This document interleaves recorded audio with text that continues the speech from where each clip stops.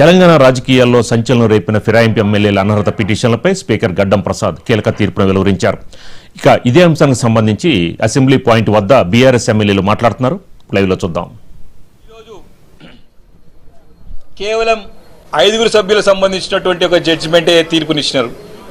మేము ప్రత్యక్షంగా అడిగినాం, మిగతా 5 సభ్యుల యొక్క సంగతి ఏంటిది స్పష్టంగా అడిగితే దానికి మాకు సమాధానం లభించలేదు. ఈరోజు ఇంకొక విషయం, ఈరోజు కేవలం 5 సభ్యులకు సంబంధించింది జడ్జిమెంట్ ఇచ్చినారు. ఇంకొకటి, సుప్రీంకోర్టు చాలా స్పష్టంగా తమ యొక్క జడ్జిమెంట్లో చాలా స్పష్టంగా తెలియజేసింది. తమ లాస్ట్ పారాగ్రాఫ్ 4th పాయింట్లో 102 పారాగ్రాఫ్లో మీరు అంటే సార్ ఇంగ్లీష్లో చదివి వినపడతాను, ఇది చాలా ముఖ్యమైన అంశం కాబట్టి, we direct that the speaker would not permit any of the MLAs who are sought to be disqualified to protract the proceedings. In that event, any of such MLAs attempt to protract the proceedings, the speaker would draw an adverse inference against such of the MLAs. ఏ శాసనసభ్యుడు ఎవరైతే ఫిరాయింపు చేసినటువంటి ఎమ్మెల్యేలు ఎవరైతే డిస్క్వాలిఫైకి అనర్హులుగా ప్రకటించడానికి అవకాశం ఉన్నటువంటి ఎమ్మెల్యేలు ఎవరైతే ఉన్నారో, ఎవరైనా సరే ఈ యొక్క ప్రొసీజర్ అంతా కూడా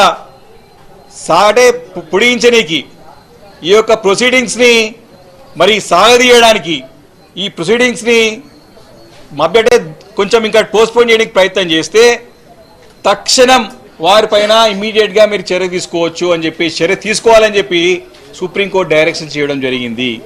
అంటే దీంట్లో మొత్తం 10 మందిలో 2 శాసనసభ్యులకి నోటీస్ ఇచ్చినా ఈరోజు వరకు కూడా రిప్లై లేదు. కడియం శ్రీహరి గారి విషయంలో, దానం నాగేందర్ గారి విషయంలో. అంటే వారు ఈ ఒక్క అంత ప్రెజర్తో సంబంధం లేకుండా వారు ఇంకా కాలయాపన చేసే ప్రయత్నం చేస్తున్నారని స్పష్టంగా తెలియజేసినప్పుడు ఇమీడియట్గా వారిద్దరిపైన మరి సస్పెన్షన్ చేయాల్సిన అవసరం ఉండే, వారిని అనర్హులుగా ప్రకటించాల్సినటువంటి మరి చట్ట ప్రకారంగా, రాజ్యాంగం ప్రకారంగా, న్యాయస్థానం ఇచ్చినటువంటి డైరెక్షన్స్ ప్రకారంగా నిర్ణయం తీసుకోవాల్సిన అవసరం ఉండే. అది అలాగనే పెండింగ్ పెట్టినారు. ఈరోజు ఇదంతా అయిన తర్వాత కూడా ఈ 5 శాసనసభ్యుల యొక్క అనర్హత పిటిషన్ మేము ఇష్టమో దాన్ని డిస్మిస్ చేస్తూ ఒక్కొక్క చిన్నగా ఒక్కొక్క 6 నిమిషం స్టేట్మెంట్ ఇచ్చేసి స్పీకర్ గారు, మరి ట్రిబ్యునల్ చైర్మన్గా వ్యవహరిస్తున్నటువంటి స్పీకర్ గారు మరి 5 సభ్యులది చదివి ఈ యొక్క శాసనసభ్యులు తన శాసనసభ్యత్వ సభ్యులుగా కొనసాగుతారు వారి నియోజకవర్గం పేరు చెప్పి వారిపైన ఎలాంటి మరి ఏ కారణంతో చేస్తున్నారని ఇలాంటి చెప్పకుండా, స్పష్టత ఇవ్వకుండా, ఏ పార్టీ తరఫున మరి కంటిన్యూ అవుతున్నా కూడా చెప్పకుండా జస్ట్ సింగిల్ లైన్ స్టేట్మెంట్ ఇచ్చేసి మరి మా ఆ ఒక జడ్జిమెంట్ కాపీని ఇవ్వమని చెప్తే మరి అప్లోడ్ చేస్తామని చెప్పినారు, కానీ మా చేతికి ఇవ్వలేదు. స్పష్టంగా ఈ యొక్క procedures and conduct of the business మన తెలంగాణ శాసనసభ యొక్క రూల్స్ బుక్లో ఉన్నటువంటి మన యొక్క రూల్ బుక్ ప్రకారం ఖచ్చితంగా అయితే ఈ యొక్క డిస్క్వాలిఫికేషన్ పిటిషన్ పెండింగ్ ఉంటే ఇమీడియట్గా మాకు ఈ యొక్క జడ్జిమెంట్ కాపీని మా చేతికి ఇవ్వాల్సిన అవసరం ఉండే. మా అడ్వకేట్స్ కానీ మేము కానీ దాదాపు 45 నిమిషాలు అదే ఛాంబర్లో కూర్చొని తప్పకుండా కావాలి, మాకు చేతికి కావాలి, ఏ బేసిస్ పైన మాకు పిటిషన్ని డిస్మిస్ చేశానని చెప్పి ప్రశ్నిస్తే ఆ ప్రశ్నకి సమాధానం లేక త్వరలో చేస్తామని చెప్పినా కానీ ఎప్పటి వరకు చేస్తాము అంటే అప్లోడ్ చేస్తామని చెప్పేసి దాటి వేసే ప్రయత్నం చేశారు తప్ప మాకు హక్కుగా పిటిషనర్గా మాకు మా అడ్వకేట్స్కి డెఫినెట్గా ఇవ్వాల్సిన అవసరం ఉండే. అది కూడా ఇవ్వలేదంటే మాకు సంతకాలు చేయాలని చెప్తున్నంటే మాకు అనుమానం ఉన్నది. నిజంగానే ఈ జడ్జిమెంట్ ఏమైనా రాసినారా, జడ్జిమెంట్ తయారైందా, జడ్జిమెంట్ అయ్యిందా కాలేదా, లేదా కేవలం సుప్రీంకోర్టు చెప్పింది కదా అని చెప్పేసి ఏదో తూతుమంత్రంగా నిర్ణయం చేసేసుకున్నాం అయిపోయింది అని చెప్పేసి కేసు క్లోజ్ చేయడానికి, కోర్టుని మళ్ళీ తప్పుదో పట్టించడానికి చేసే ప్రయత్నమే కనపడుతుంది తప్ప మరి జడ్జిమెంట్ కాపీ ఇవ్వడానికి ఎందుకు వెనకబోయారని చెప్పేసి కూడా ఈరోజు స్పష్టంగా మేము ప్రశ్నిస్తూ ఉన్నాం. చాలా క్లియర్గా ఉంది రూల్ బుక్లో. మనకి కంక్లూజన్ అయినప్పుడు మనకి సంబంధిత పిటిషనర్కి కానివ్వండి, వారికి సంబంధించినటువంటి వకీలు కానివ్వండి, పిటిషన్కి సంబంధించినటువంటి డిస్మిస్ అయినటువంటి ఏ సందర్భంలో ఏ బేసిస్ పైన మా పిటిషన్ని డిస్మిస్ చేసినారో చెప్పాల్సిన అవసరం ఉన్నది. మేము ఒకటి డిమాండ్ చేస్తా ఉన్నాం ఈరోజు. కాంగ్రెస్ పార్టీలో వెళ్ళినటువంటి శాసనసభ్యులు 10 మంది బీఆర్ఎస్ పార్టీ శాసనసభ్యులు వారు ప్రజల్లో వారు ఏం ముఖం పెట్టుకొని తిరుగుతారు ఈరోజు. మీరేమో కాంగ్రెస్ పార్టీ పోయినామని చెప్పి తిరుగుతా ఉన్నారు. మీ కాంగ్రెస్ పార్టీ చెందినటువంటి ముఖ్యమంత్రి గారేమో వాళ్ళ సంబంధం ఏమో కాలేదు, మీరు బీఆర్ఎస్ పార్టీలో చెప్తున్నారు. అక్కడ ప్రజలకేమో మేము అధికార పార్టీలు చెప్పుకొని తిరుగుతా ఉన్నారు. మీరు ఏ ముఖం పెట్టుకొని ఈరోజు తిరుగుతారు? ముఖ్యమంత్రి గారిని మేము ఛాలెంజ్ చేస్తా ఉన్నాం బీఆర్ఎస్ పార్టీ నుంచి. నిజంగానే నీకు దమ్ము ధైర్యం ఉంటే, నిజంగానే నీ పరిపాలన పైన నీకు నమ్మకం ఉంటే, విర్రవీగుతున్నావు కదా, నేను ఇంకా 10 సంవత్సరాల వరకు నేనే ఉంటా అని చెప్తున్నావు కదా, దమ్ము ఉంటే ఎందుకు ఈ దొంగ నాటకాలన్నీ?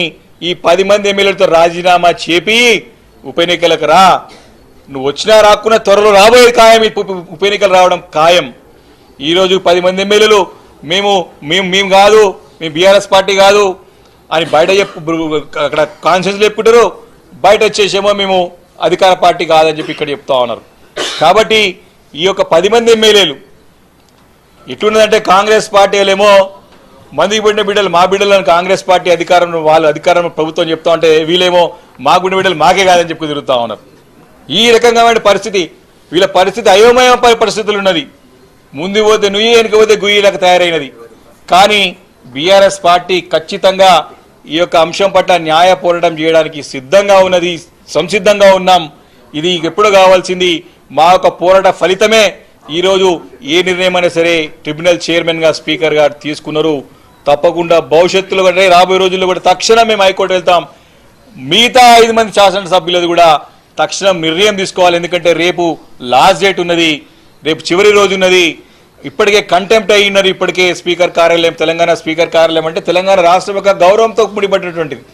ఇలాంటి సుప్రీంకోర్టులో పోయి తెలంగాణ పరువు తీస్తా ఉన్నారు. ఇక్కడ స్పీకర్ కార్యాలయం అంతా కూడా వారికి తప్పుదో పట్టిస్తా ఉన్నారు. ఈ వ్యవస్థలన్నిటి కూడా ఏ రకంగా భ్రష్టుపరుస్తున్న ముఖ్యమంత్రి గారు స్పష్టంగా అర్థమవుతా ఉన్నది. కాబట్టి దీనిపైన 100% న్యాయ పోరాటంకి ఫుల్ ఫ్లెడ్జ్ గా ప్రిపేర్ అయి ఉన్నది బీఆర్ఎస్ పార్టీ. మేము తప్పకుండా న్యాయ పోరాటం చేస్తాం. ఆ 10 నియోజకవర్గాల్లో కూడా బీఆర్ఎస్ పార్టీ శ్రేణుని, ఎందుకంటే మా పార్టీ మీటింగ్లకు రావాలి, ఎక్కడ వస్తలేరు మీరు బీఆర్ఎస్ పార్టీకి చెందినటువంటి ఎమ్మెల్యేలు అయితే. కాబట్టి దీన్ని మేము ఎట్టి పరిస్థితుల్లో వదిలే ప్రసక్తి లేదు. దీనిపైన న్యాయ పోరాటానికి బీఆర్ఎస్ పార్టీ సిద్ధంగా ఉందని చెప్పి ఈ సందర్భంగా మనవి చేస్తా ఉన్నాను. స్మితులందరికీ నమస్కారం. చాలామందికి ఇదేందో మీ అందరికీ కూడా తెలుసు.